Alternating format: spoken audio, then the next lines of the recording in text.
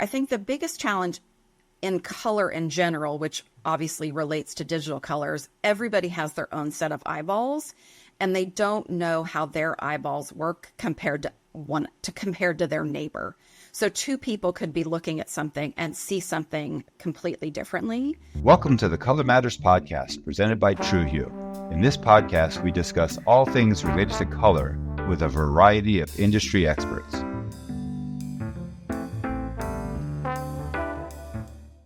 Kimmy Schenter, welcome to the very first Color Matters podcast. We're very honored to have you as our first guest. My name is Omholt. I'm the founder and president of TruHu, and we're gathering color cognoscenti, if that's a word, here at the Color Matters podcast, just to discuss areas of interest as it relates to color. And I know you have a really great background. You were with X-Rite for a good chunk of time, with Nike for a good chunk of time, and now with Under Armour. And we just wanted to chat about your experiences in the color world and what you're up to these days. It's great to be here. Thank you for having me. Yeah. Maybe we could start off by just saying, what kind of work were you doing when you were at X-Rite and Nike briefly, and then maybe you could delve into a little bit more detail what you're up to with Under Armour these days.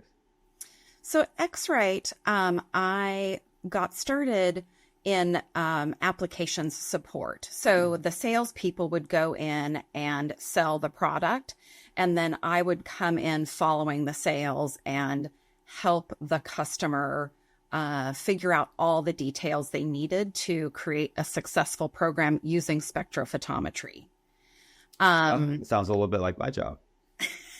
It's technical.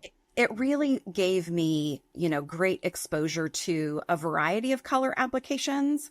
I was hired in as the textile expert, but when you're on phones, you get anybody and everybody from the industry that's using that. So I was exposed to printing. I was exposed to, how they put color on golf balls, how they manage color at a Fruit of the Loom sock plant.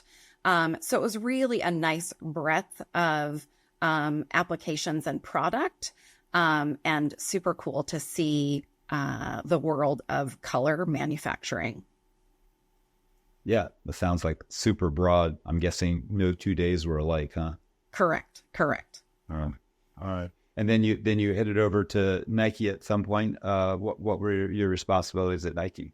So at Nike, I was originally hired in the apparel division. And at that time, we were transitioning a lot of our manufacturing from the United States to Asia. So I was managing all of the Asia process. So lab dip approvals, that kind of thing. And then we quickly restructured to have a group that was managing color standards and color, how we were communicating color. And lab dips became a little more managed in country rather than sending them back and forth. Because you can imagine how much time it takes to send packages, communicate, et cetera. Yeah. So. Yeah. And I would also imagine it would be nice to have people who are fluent in both English and whatever the native language was to facilitate the communication. Correct. Yeah. And then go ahead. So I was in apparel for about 4 years.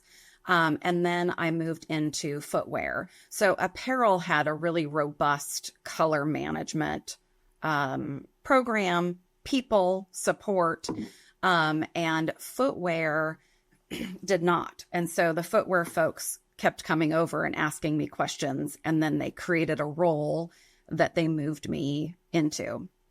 And it was a very, very cool experience because we went from, textiles where we had basically 3 fibers and dye stuffs to a variety of materials with dye stuffs and pigments. And then from there, because I was sort of the color expert at Nike, many of the color questions came my direction. So then I got into the digital zone, printing zone, created a group called the Color Underground, so that we could all support one another, everybody that was involved in color in all these disparate teams. And I know these days you're now working at Under Armour. Is your work at Under Armour similar to what you're doing in Nike, or different? It is definitely similar. I was initially hired to create a footwear color program. And I sit in the apparel organization. That's who I report into. And the footwear process is so much different than the apparel process, that I think they really found the need to have somebody specialize in footwear and all of the components that come along with a footwear color management program. I quickly realized that we didn't have a very solid process for digital color. So I asked if I could lead a project, a cross-functional project around digital color and having color present itself as best as we can. So it was taking a lot of my experience from Nike and transitioning that knowledge to Under. Yeah, I'd like to delve in a little bit more to digital color, but maybe taking a step back. You mentioned a minute ago that in the apparel world, there was just a few fibers and you're dealing with dye stuffs, whereas in footwear, you're dealing with both pigments and dye stuffs and a wider array of materials. Can you maybe share a little bit of what's a really great example of a challenge that footwear presents that you didn't see in apparel? So in apparel, the primary fiber for a sportswear company is generally going to be polyester. And there's a lot of industry knowledge around polyester and color applications, achievability and feasibility. So how well color, or what the gamut is of color that you can have on a polyester material. In footwear, you have foams. And you can imagine with foams, it would be like taking a glass filled with colored liquid and then blowing bubbles into it. The bubbles are significantly lighter than the water itself or the liquid itself that's colored. So you have that different experience with color, and it's not always predictable. The other thing is with some of the pigmented materials in the footwear industry, they're the foams and the rubbers. So they have very stringent technical qualifications. They have to have the same springiness no matter the color. Mm-hmm. But if you have a pale color that is only 1% color, you have 99% of the material. But if you have a color that requires 5% color, you only have 95% of the material. So you have to be able to still have the same performance.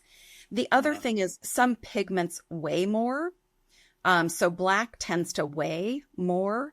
So if you're putting in 3% of a black pigment versus 3% of another pigment, it's going to weigh more in the black colorway than the other colorways. And when you look at the range that you've allowed for a particular model, that has to be figured in. Wow. So you're dealing with like mechanical processes, not just color processes with it. Correct.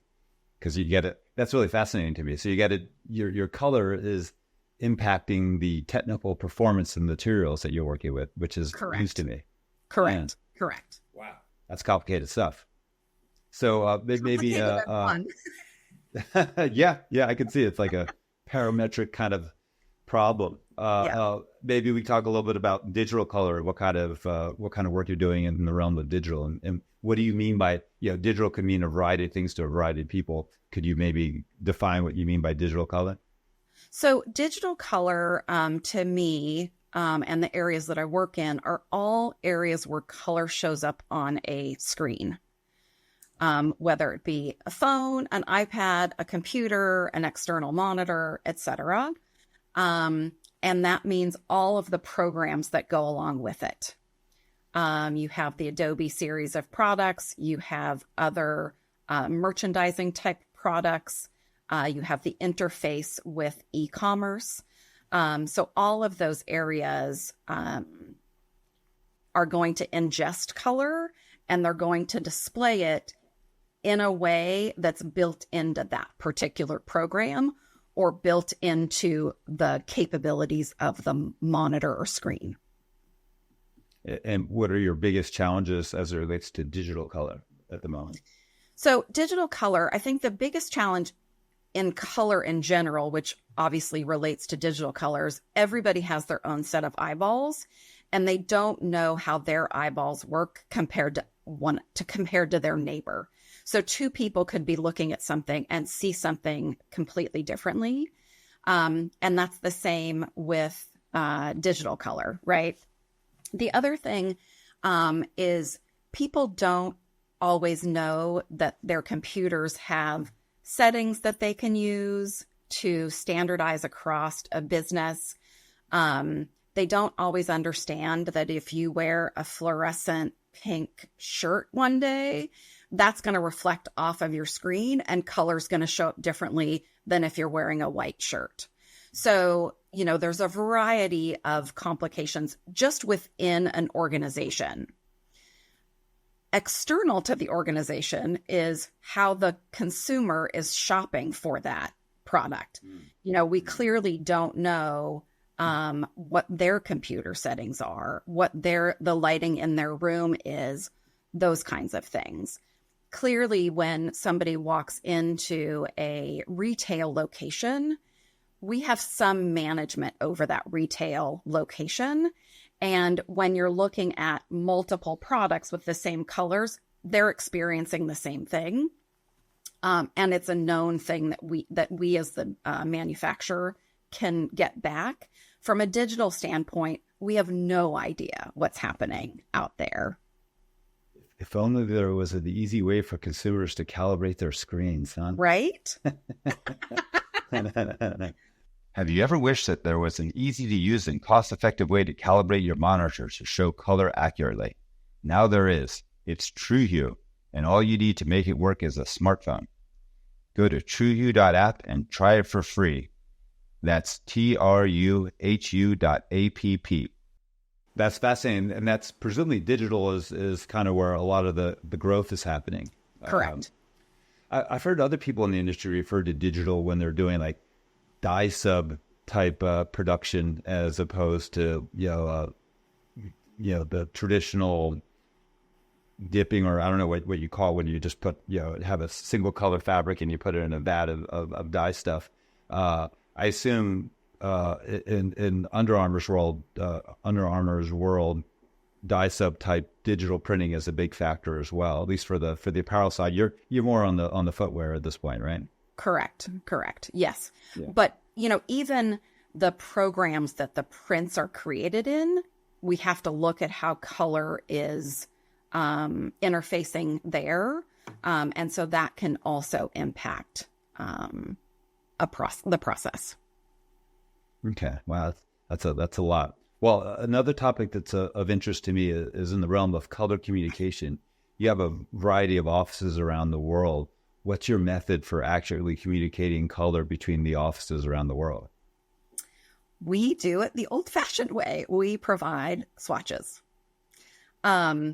We also provide the digital palettes, but color digitally is still really at an infancy phase, I would say, compared to how apparel manufacturing operates. So when we introduce things like Miro, or somebody's working in PowerPoint versus something else, not all of those programs are able to manage color in the same way. Can you quickly describe what Miro does? So Miro is a digital whiteboard So it allows you to put information in a central location that people can access, and you can access it together in real time or just post it there for people to then add their own things to. So that sounds like a Google Docs for visual. Correct. Correct. So and you then are using also, board. Sorry, and additionally, we don't know when we're doing Zoom calls or WebEx calls or Teams calls, how that is modifying the color. Yes. Yeah. That's a to me, that's a nightmare scenario, trying to get accurate color over a Zoom call. Correct. But if I understand you correctly, Miro allows you to get around that problem. Is that true? So everybody can bring up the Miro board on their own screen so that at least it's not modifying it through WebEx. And if they have a calibrated monitor, most browsers will honor the ICC profile and give you accurate color through the browser. Is my understanding. Correct. Yes. And Miro is browser based, right? It is. It is. Yeah. The challenge is not everybody thinks about that or remembers it, or, so they will be on a meeting and they will be looking at something, or they're using an external device that hasn't been calibrated and they don't remember that it hasn't been calibrated. And, we're visual people that make very quick decisions because we are perceptive. And so we're going to look at something and be like, that's not right. And our ability to then backtrack and understand what isn't right about it is not always an easy skill.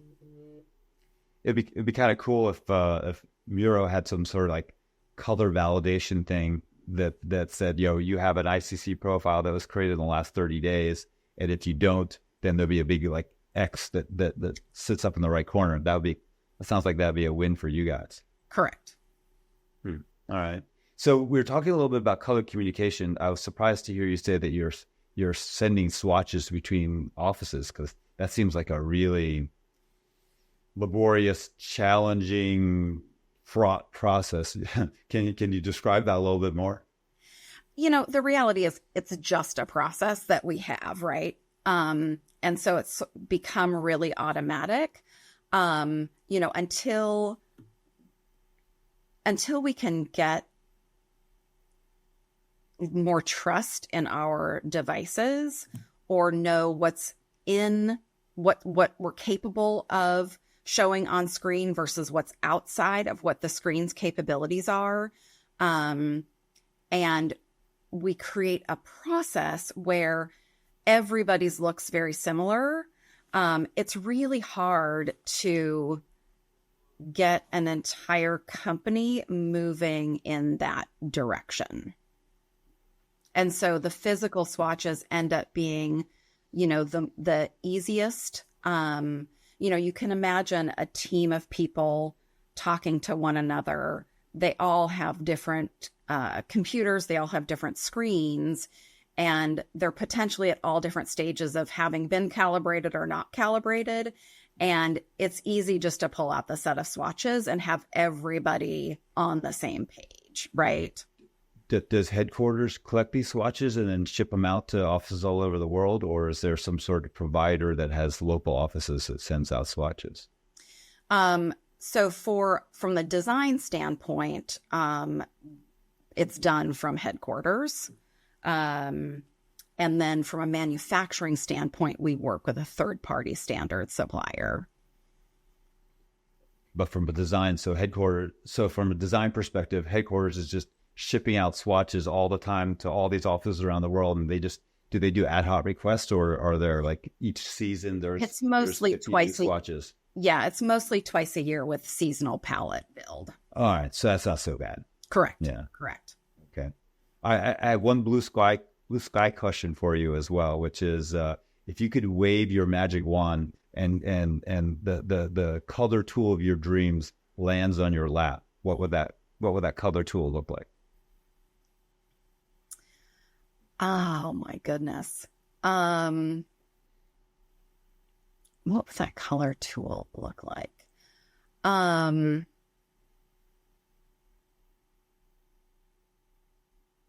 It would, oh my gosh, it would be, I would love to go towards, having an instrumentation process from end to end, and having everybody believe that that's the way to go, I guess. I don't know that there's any one specific thing about it. I'm going to rephrase that to make sure I heard you correctly. If you were to have some sort of measurement-based process from end to end, and that everyone kind of signed off and was using the same measurement process, or the same tool or set of tools, then that would solve some of your biggest problem. Correct. Yeah, that's I'm putting that through my own filters. Like a lot of the color standards you're using are really digitally defined. Thus, they don't lend themselves to measurement per se, because it's a digital specification, right? Right. Yeah. So, but I guess they have to be measured in the first place to be specified, right? Correct. You have to, yeah. So, yeah. But yeah, the spectrophotometers that are being used are in that phase are these really expensive $20,000 integrating sphere spectros. You can't expect everyone throughout the process to have something like that.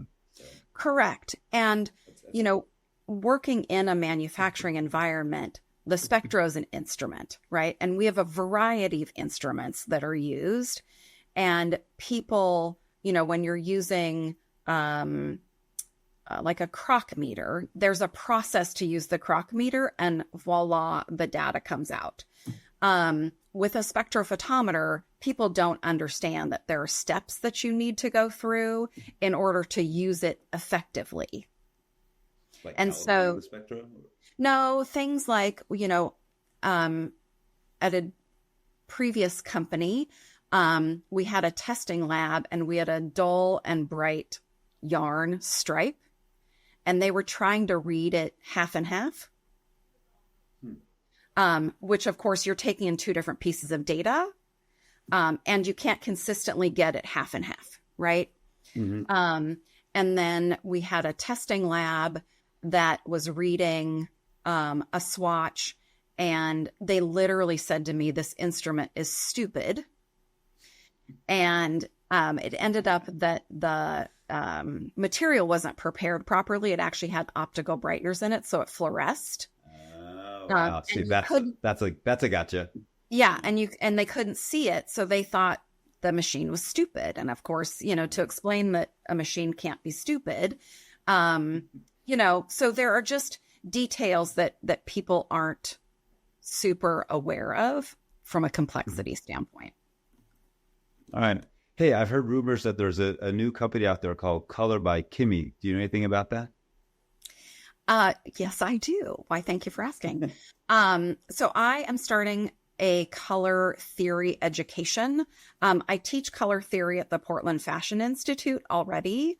And so it's really just figuring out how to expand the reach of color application, color design, and the considerations from end to end.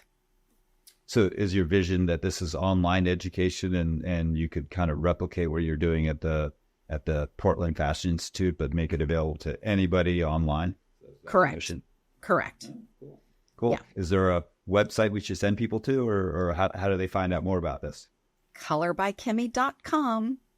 It's definitely in the works. So it'll be up any week now. Cool. What else is going on in your life that you'd like to talk about, life or work or anything else before we wrap up?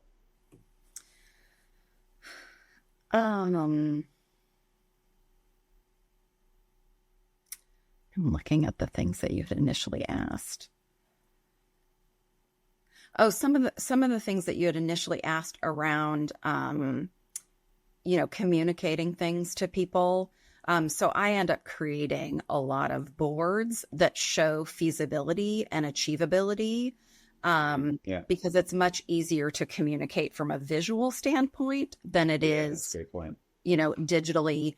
And so, we'll have fluorescent colors come out, and I have a set of, like 12 different materials across the footwear spectrum to show how it's going to execute across the board. And then, as that education continues, it's easier to help people apply that knowledge to some other new color that's coming out, so that we don't have to do it for every color. But it helps people, it just helps their understanding. Color design is coloring product at such a fast rate, that they don't always have the time to stop and question things. And so I'm hoping that this helps support those efforts. Yes, achievability is like a word I hear all the time amongst our apparel clients. That's a big issue. It's fundamentally a communication issue, but it's a particularly vexing one. Is there one material that provides more achievability challenges than others? Is it foam? Foam, for sure. Yeah, I don't deal a lot with foam, so that's new info for me. Yeah. And also companies come, that do pigments, and they have beautiful, like polycarbonate, super stiff materials that, of course, color looks beautiful on. And then we try to get it in something that's flexible or not as transparent, and, it loses itself. The other thing that I would love to just mention are metallics and effect finishes.